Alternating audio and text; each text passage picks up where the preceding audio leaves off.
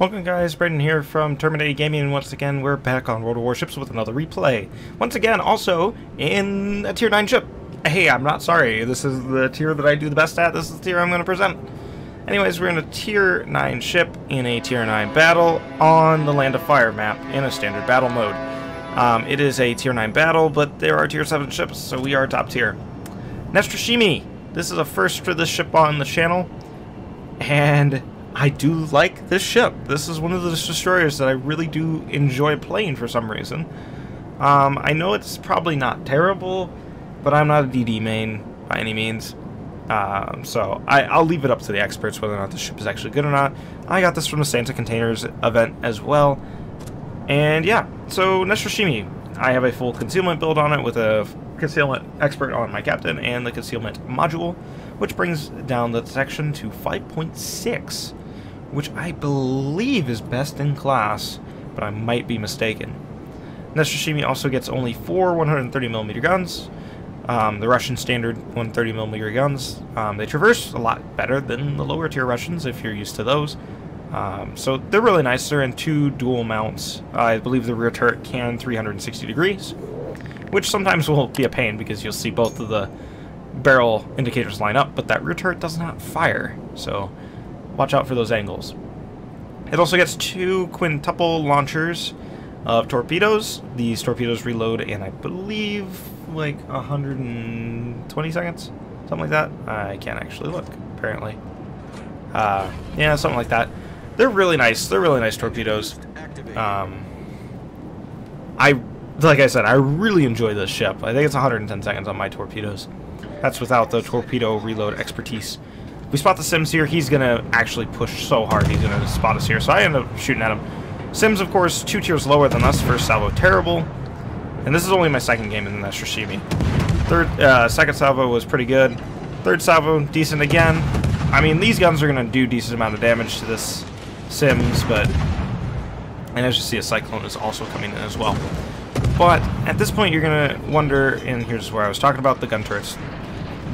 You see both of the indicators, but only one will fire. At this point, I decide to disengage. I'm not going to charge him down for I feel like pretty obvious reasons. So yeah, I disengaged from that engagement, but he is still firing, which is giving away his position, so I fire back. Nothing spotted me, though, when I fired there. And look at how those shells converge. It's really nice. I got 4 hits there from 4 shells fired. And thankfully, outrun these torpedoes, because it wasn't really smart of me to double back on my position. Granted, those torpedoes might have been fired at this Buffalo here to my left, but I don't know. So, the Sims is going in and out of detection. There's a Kitakaze actually over here too, who's unspotted right now, but he had been spotted at one point. Massachusetts B also don't want to stray too far into his secondary range, so I don't want to be detected here. So I'm using my torpedoes to actually gauge which way he's going. It's one thing I like about actually having torpedoes on a ship, whether or not they're useful or not, is to gauge the direction of where this Massachusetts is going. And since he's also coming towards us, I'm going to decide to launch these torpedoes at him. I launch them, and then the Kitakaze comes up. Kitakaze is going to spot me right here. And instead of engaging the Kitakaze at first, I decide to pop the smoke screen first. The smoke screen is going to help me disengage from the Kitakaze, as there's going to be a smoke screen in between me and him. So I stop firing as well, and my engine gets taken out, but I have last stand, so I'm not too worried. I pop a heal here as well. That's another thing with the Neustrashimy. It gets a heal, and it's a pretty nice heal. If you use Survival Expert, it'd be better, and if you use the flag for it, it'd be even better. So now that I'm behind the smoke screen, I'm going to start actually engaging the Kitakaze while he's spotted still, and hopefully do some meaningful damage. First salvo wasn't great, and once again here you're seeing that where the 2 turrets don't line up. We actually get 4 torpedo hits against that Massachusetts. One caused the flooding. He's really hurting back there, taking 4 torpedoes like that. I'm debating. Honestly, I was debating whether or not I should fire there on him to see if I can get a fire set. I decide not to preserve health and not get shot at by, because there's also 2 destroyers over here that have fast firing rated guns, so it won't take much for me to actually get shot and killed. So I decided to cut my losses. I got the 4 torpedo hits. I'm going to back off for a bit. I'm just going to get some distance in between me and the rest of the enemies on this side. So anyways, Neustrashimy 2-9 Destroyer. Like I said, this is only the second game I played in it. I haven't played a game since this game either, I'll be honest. I'm too scared to take the ship out again, because I feel like I had another decent game, but it wasn't good enough for me to put it up on the channel of like 100 or 100,000 damage in this ship. I mean, it's quite easy to do. It feels easy, so I just don't want to oversaturate with bad games. I know I've posted a few bad games here and there, or what wouldn't be considered exceptional games on the channel, so this is one of those games where I hope that it seems like it's actually me trying a little bit harder. We fire one salvo of torps against like an ISO. Those aren't ever going to connect with anything. And then I'm going to fire a set of torps against this Neptune here. And I actually didn't think he was going to stop. So honestly, I was like debating not to send those torps, but then I did anyways. And now we can clearly see that he is not in his smokescreen. And I would think he would know he's not in his smokescreen either, because he's being shot back at quite inaccurately. I reload AP here and debate, shooting at him because, he's out of his smokescreen. He starts reversing, right, to go into his smokescreen, and then he stops again. Like, he didn't make it into his smokescreen. He's just stopped there. Now he's going forward. So, like, the decision-making on this Neptune made me very, very curious. And that's the nicest way I could put it. I actually clip him with 2 torpedoes there. Both cause flooding, and then he dies, and I got him. So, I reload HE. I only loaded that AP in case I got the opportunity to shoot at that Neptune or had to shoot at that Neptune. So now we're free to kind of go into the middle here. The only things that are really dangerous to us are the carrier and the destroyers, which was destroyers were last spotted on the right side of the map. And fun fact, they are both traveling northward anyways, at least for now. So I fire a set of rack of torps at that Avage. I don't know how to pronounce it. It's something I haven't seen before. I think this was the first time I'd seen it. But that first salvo of torps isn't gonna hit him because he immediately is turned back over. So this guy is actually playing fairly well against, because I think he knows that I'm here. So I believe he's going to continue his turn outwards, so I overlead the torpedoes there just to be on the safe side. I still haven't really decided, but I think the Neustrashimy is a little bit more of a torp boat than a gunboat. It seems to do both fairly well. The big downside with the torpedoes being that they're only 10 kilometer range. I mean, they're only, but that, the Americans only beat that by like a half a kilometer. And it only has 4 guns. So I guess it's more of a torpedo boat with 10 torpedoes than compared to the 4 guns. So I guess it is what it is. We're going to get this Baji with a couple torpedoes here. 1, 2 floodings as well. I'm actually running the flag that increases your flooding chance. And I actually kind of noticed the increased flooding chance in this game, because I think it's like something like 15%. Something crazy like that. Of course, only 2 torpedo hits on that Baji, it's not going to do a whole bunch. And the Cyclone is now finally in full effect. Give us an 8 kilometer detection, so that means we get a window of about 2.4 kilometers that we will see a target before it knows, or before it can see us. So we're going to have to play with that a little bit. So I'm trying to use island cover as much as I possibly can. That Baji is spotted. I launched torps. I'm hoping that he's going to continue on that same path because he did it before. Thankfully, it's the carrier that's actually doing this. He dropped a fighter on top of me, and he's actually spotting for me, I believe here. As you notice, we only have done like 29,000 spotting damage in this game. That's my one thing with destroyers I'm trying to get better at, is actually being a team supporting. I launch my torps when I'm able to, and then I also spot. 3 torpedo hits, kill on the Baji. Simple as that. You get his flat side, he's going to travel a straight line, we're going to get lucky. As you notice on the minimap, the Sims is also doubling back, so I have to worry about him as well. Granted, he is tier 7 and I'm tier 9. He's also at decently low health, and I also have heal, and he doesn't. So I feel fairly confident if I have to get into engagement against him. Now, the Kitakaze, on the other hand, I'm not as confident in an engagement versus him. The enemy Musashi is right there around the island. He is, I believe, backing up, but not very quickly. He's like switching. So I launch these torps to give him the best chance. I don't aim them directly at the Musashi because I don't want the torp to clip the island. I want to get as much on him. Here I'm going to start engaging the Sims and try to get him out of the game. I guess I should have waited and held my fire until I could get better shots at him, but, you know, what can you do? Baltimore, thankfully, is firing AP here, so I didn't get smacked as hard, but now the enemy Lexington also knows that I exist, and he doesn't like that I exist. He's also going to spot me for the enemy team. We get 1 torpedo hit and 1 flood against the Musashi there, and we are able to get into the smoke screen and hide. Now, if the Baltimore is smart here, he probably should have popped his radar, even though he wouldn't have been able to engage me. But, you know, it is what it is. I say a lot of the smoke. I wasn't wanting to sit there. I just used it as a means of disengagement. Again, you'll notice that I don't play a huge amount inside the smoke screen. I just use it as a tool for disengaging. Now, this enemy Lexington does know that I exist, and he is now going to be... I don't know if he's actively trying to pursue me or not, but he is going to be coming at me here, so I turn on the AA, turn on the defensive fire, do all that I can, except for maneuvering, really. I give him, like, a fairly easy target. I didn't really turn, and I pay for it.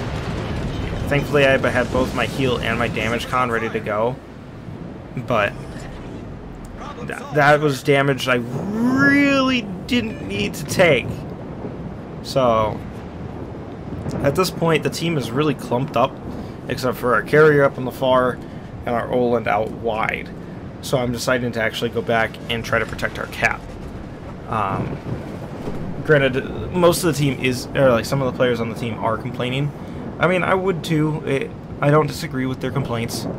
The team is playing fairly poorly here. Couldn't make up their minds whether or not we wanted to defend or cap.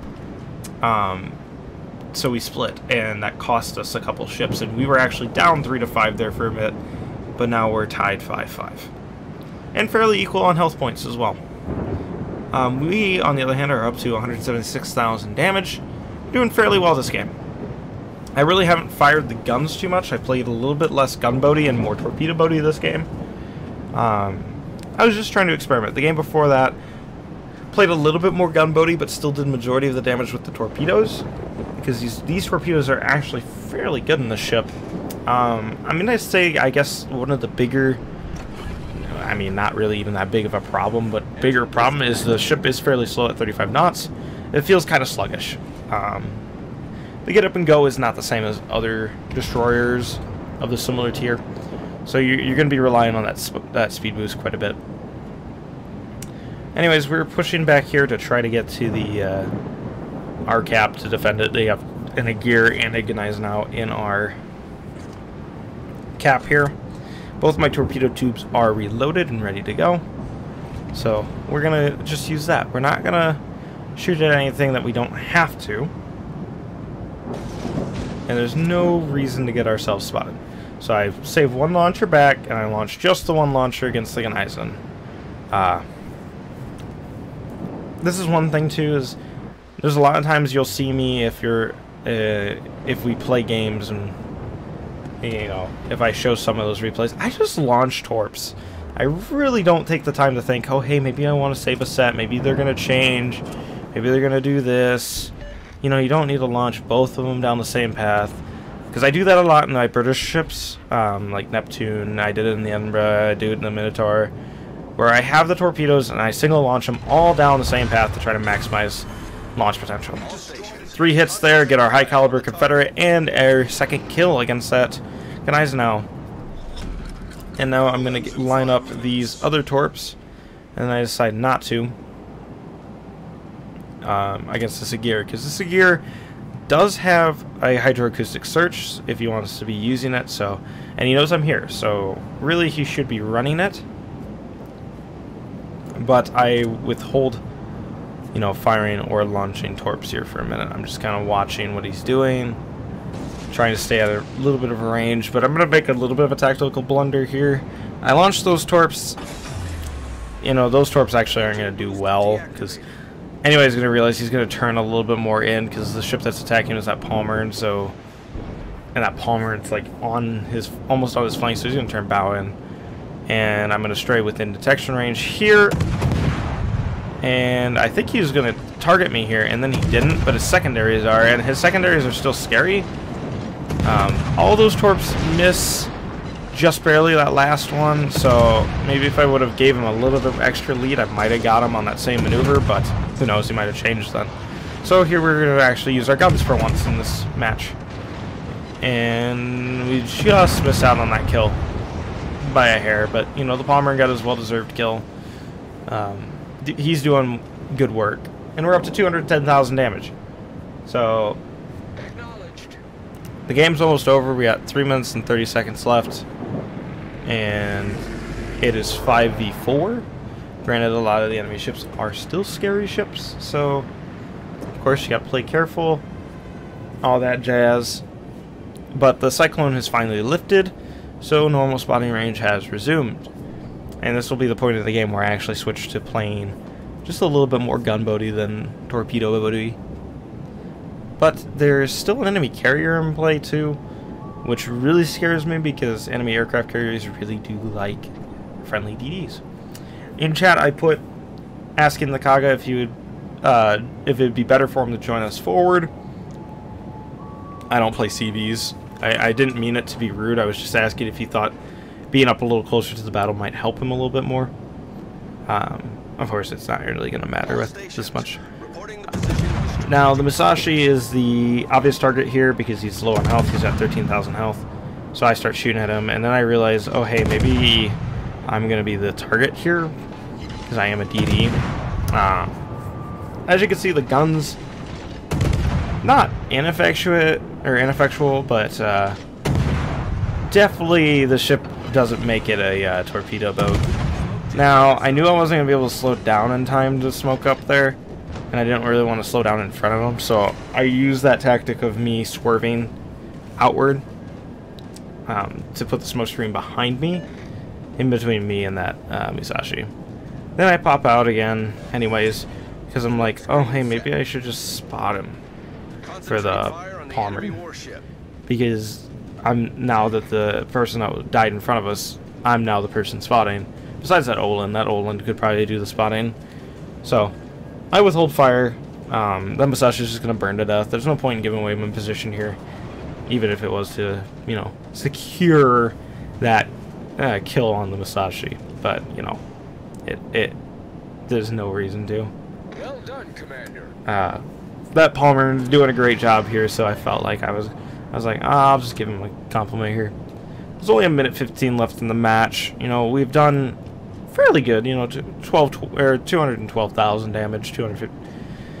It's a decent amount. I did give the Palmer an A compliment. I thought he played well and deserved it. So, you know, use him up while you got him. You get 7 a day, so use them. The one guy in the one of our ships on our friendly team has been complaining the whole match, so I debated whether or not to report him, but I gave him a compliment because he played well. Like, he did play well, but I mean, he's kind of not, I guess I wouldn't say being rude, but being overly critical in chat. And so I launched both racks of torpedoes against this Massachusetts B. I think this might be the same guy from the beginning of the match that we were targeting with torps. So, survived all the way to the end of the match. Yeah, it is.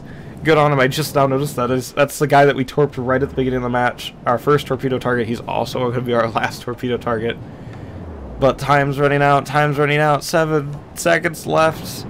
He's going to take one torpedo right on the torpedo belt. put us at 220,000 damage and leaving him very low on health. Sadly, not able to pick up the kill on the Massachusetts B. But still a fairly good game overall in the Neustrashimy. We did 220,000 damage. You know, hit target 61 times with guns, but we got 16 torpedo hits, which is really nice, and 2 kills. Confederate and high caliber to go along with our troubles. And we came top of the team, 2,172 base XP. You know, not bad, not great. Not exceptional, but not bad. The enemy Lexington, I gave him a worthy adversary for this battle after the fact, because, I mean, if it weren't for him, his team wouldn't have been having as big of a competitiveness as they did. Breakdown of what we did, 58,000 damage against the Baji, no target hits from guns on that, that's all torpedoes. I believe the same with the Gneisenau, the Massachusetts, and then I shot at the Musashi, hit him with 1 torp, hit the Deputy with 2 torps, fired at the Sims, all that. And this kind of breaks it down. We did only 18,600 damage with HE fire from the main guns. And then 184,000 damage with the 16 torpedo hits. It was about 1/5 of our torpedo fired hit the target. No. That's wrong. The math there is totally wrong. Almost a third of our Almost a third of our torpedoes hit target. Okay, there. Brandon's math's now working. And then we did 16,000 from floodings with only about a K from fires. So, you know, mostly just from direct hits from the torpedoes. About a third of the time. And then finally, the credits and XP. 2 million credits from a premium account in this ship. That was a really nice 2 million credits, but, you know, well-deserved 2 million credits. This is from running a whole bunch of flags. So that's why we get these high XP numbers. So I hope you guys have enjoyed it. So rating be much appreciated, and I'll catch you guys most definitely on the next one. Peace out. Shut up and sit down.